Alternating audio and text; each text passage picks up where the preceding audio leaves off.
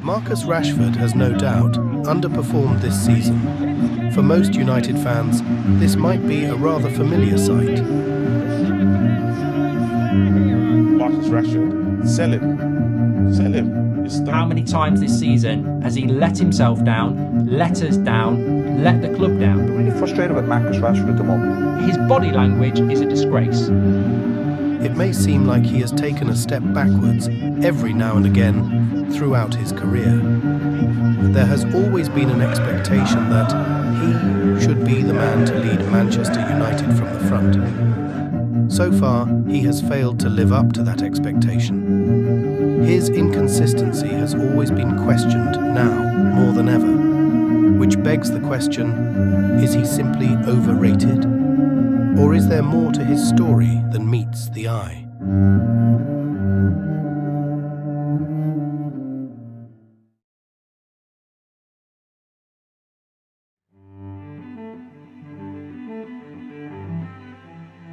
Rashford burst onto the scene in February of 2016 under Van Gaal, scoring on his debut. But he was never tipped to do so as an academy player, despite having been at the club since the tender age of 7. Wait a minute! Who are you? Only an injury crisis could have brought him the chance to step up, and that's exactly what happened. By the end of that season, Rashford had featured in 18 games, scoring 8 goals and assisting a couple more. I have always said it is not a matter of age, it is a matter of quality, and he shows it.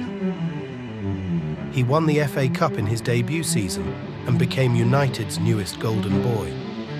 In the following summer, Mourinho took charge and brought in Zlatan Ibrahimovic, Paul Pogba, Henrikh Mkhitaryan and Eric Bailly.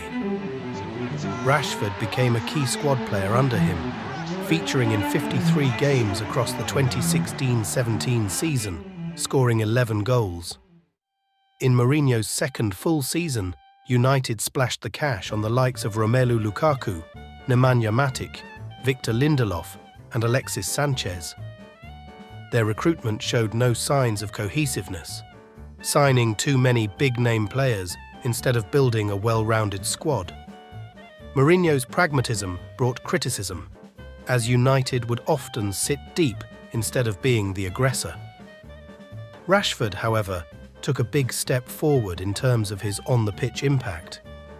He marked his Champions League debut with a goal and scored 13 goals in all competitions.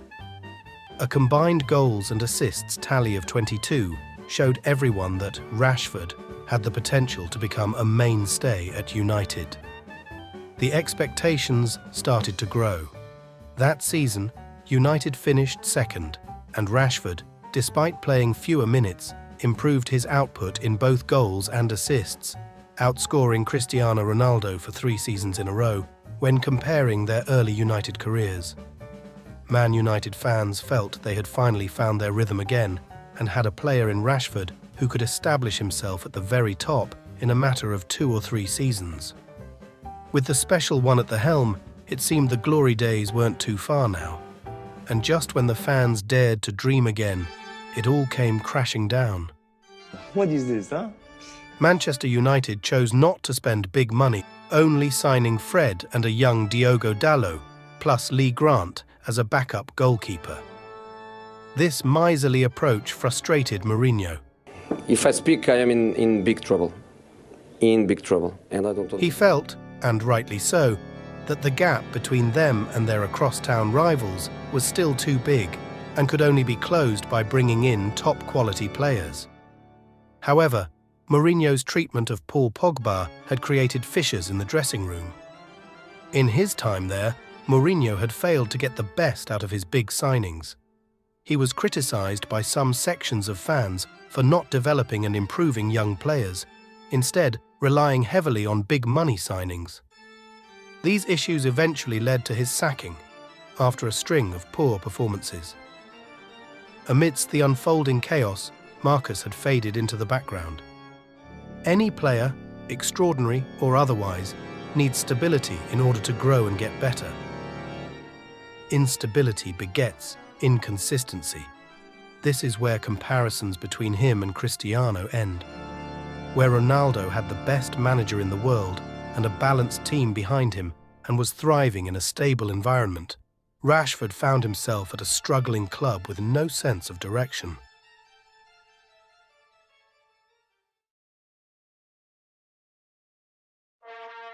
Solskjaer was appointed as caretaker manager, and it sparked new life into the club and Marcus Rashford alike. He was not known for his footballing philosophy, instead relying more on his man management skills and his identity as a Man United legend. Under Solskjaer, Man United lacked control in games, with a defensive double pivot of McTominay and Fred bringing down the level of creativity in the starting 11. They gave up possession to the bigger teams and played for the result. Against lesser teams, who would sit deep themselves, United found it hard to create meaningful chances as a team, instead relying heavily on Bruno's line-breaking passes on the counter and penalty awards. Even in this limited setup, Rashford was showing up more often than not. He scored important goals for the club and breached the 20 goals mark for 2 seasons in a row.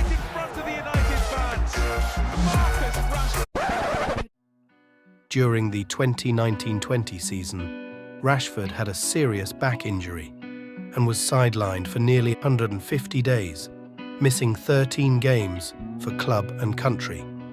He scored 22 goals that season and assisted 12. The season after that, Rashford injured his shoulder but played through injury, which had a visible impact on his game.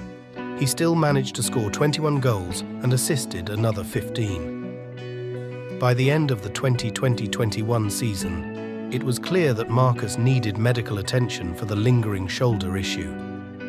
In reaction to this setback, Solskjaer made the biggest managerial mistake in the summer, bringing back Ronaldo to the club. I'm confused. Despite it being a celebrated signing, it was never a wise move. The prodigal son had returned, however. He brought several problems with him. His presence meant the team had a duty to provide service for him consistently. Solskjaer's incompetence as a tactician was exposed once Ronaldo and United's goals dried up. And just as it all once fell apart under Mourinho, the wheels began to come off for Solskjaer and his team. The 4-1 loss to Watford was the final straw, and United pulled the plug on Solskjaer. I knew this would happen. His replacement, Ralf Rangnick, only struggled in the role during his short tenure. It's not that difficult. You don't even need glasses to analyze and to see where the problems are. In part, due to the fact he wasn't a manager to begin with. But more importantly, Solskjaer and his disjointed recruitment had left the squad in a state of utter despair. The club was poorly managed from the top all the way down, and it was laid bare for all to see when Rangnick claimed United were in need of nothing less than an open-heart surgery. This is the good thing, and for me this is, if this happens, and if everybody has realized that this has to happen, and if people want to work together, then it makes sense, and then I still believe that it doesn't need and take 2 or 3 years to change those things. This can happen within 1 year, and other clubs not too far away from here have shown that it doesn't take 2, 3, 4 years, that it's possible within 1, 2, maybe 3 transfer windows. As for Rashford, he played fewer minutes across all competitions, only 16:58, compared to 41:47 in the season prior to this one. That was a poor season overall, the first of his career. But it wasn't simply down to him, just as it wasn't when he failed to improve as he should have during Mourinho's final season. In a world of what-ifs, one might ponder what Rashford's career would have looked like had Man United not been the worst-run club in all of elite football over the last decade. Instead of progressing, Manchester United inevitably found themselves at rock bottom once more.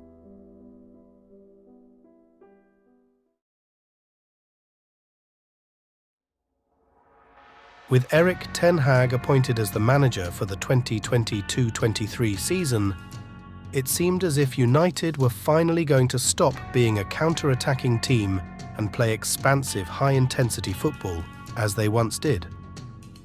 Unfortunately, Since he did not have the right players, Ten Hag chose to win games over implementing his style. After all, it's a results business. He couldn't succeed if he was let go for losing too many games too soon. Marcus managed to score 30 goals in all competitions while staying injury-free during Ten Hag's first season. The current season has been crippled by defensive issues stemming out of recruitment failures yet again.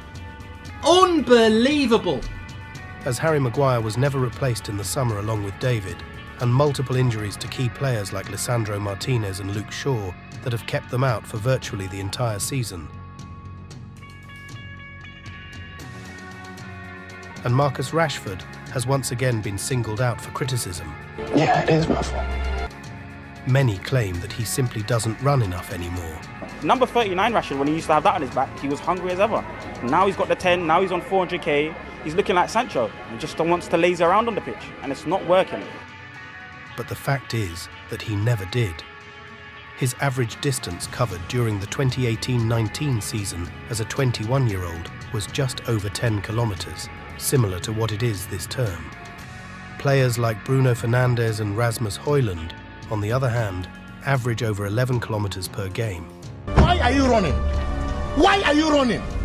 But over the course of the season, he clocks over 20 sprints per 90 minutes.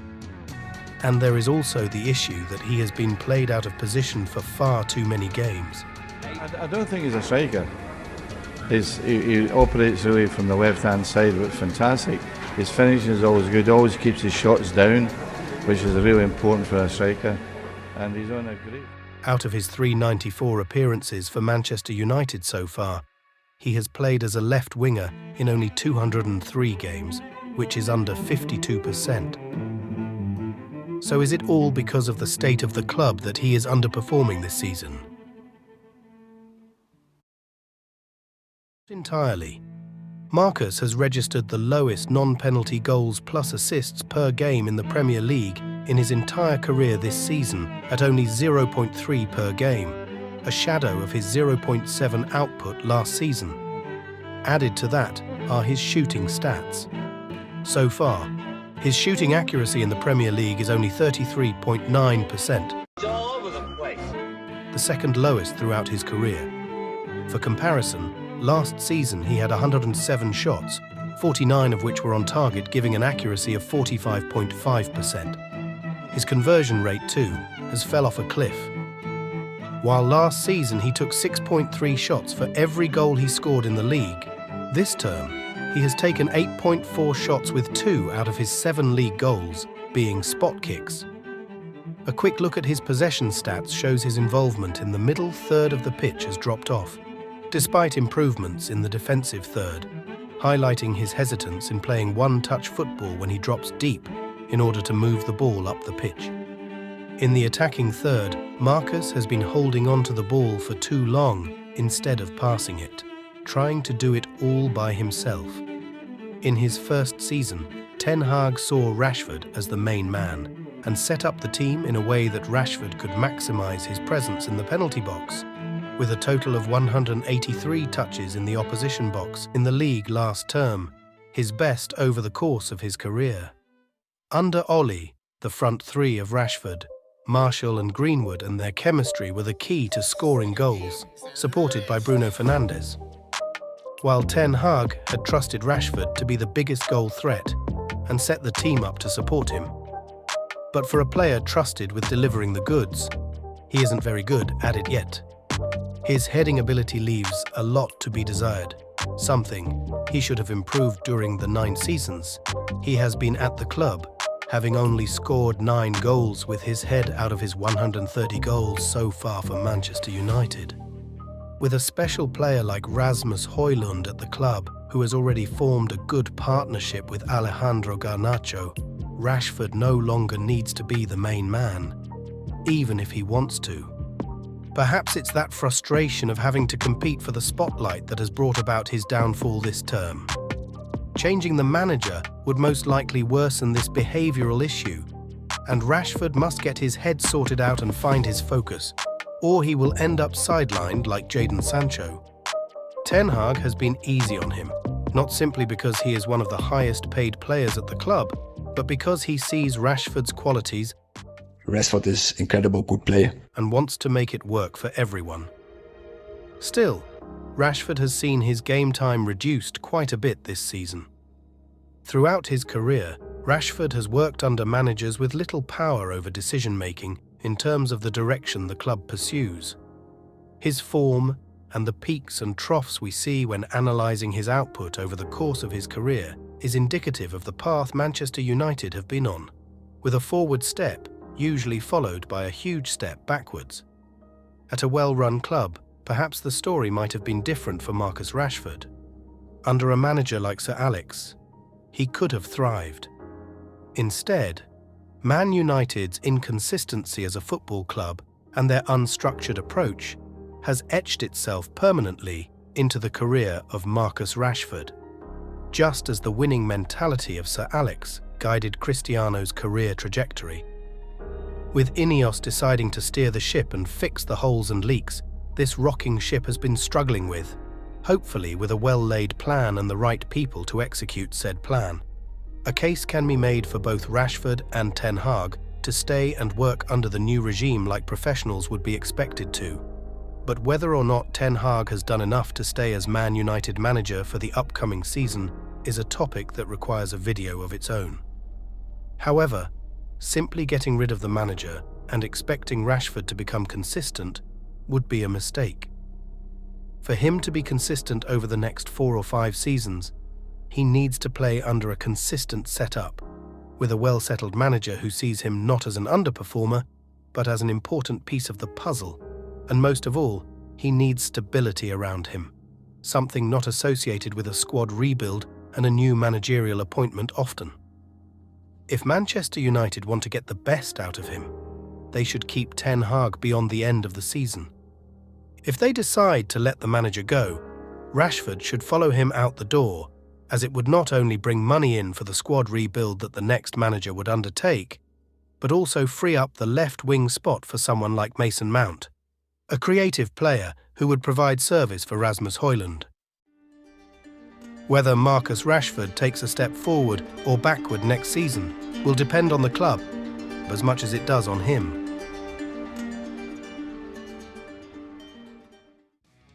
Glory, glory, Die Hard United. If you are here up to this moment, that means you are a legend.